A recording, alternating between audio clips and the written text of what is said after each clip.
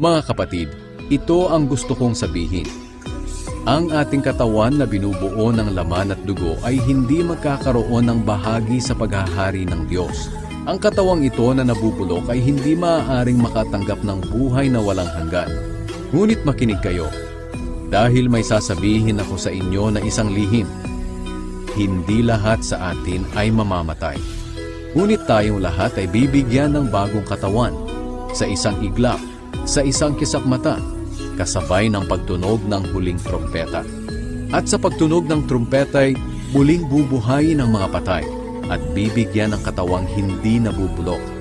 At tayong mga buhay pa ay bibigyan din ng bagong katawan. Sapagkat itong katawan nating nabubulok at namamatay ay dapat mapalitan ng katawang hindi nabubulok at hindi namamatay.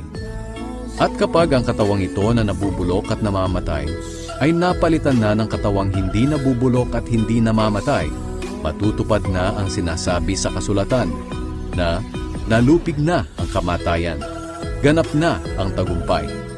Nasaan o kamatayan ang iyong tagumpay?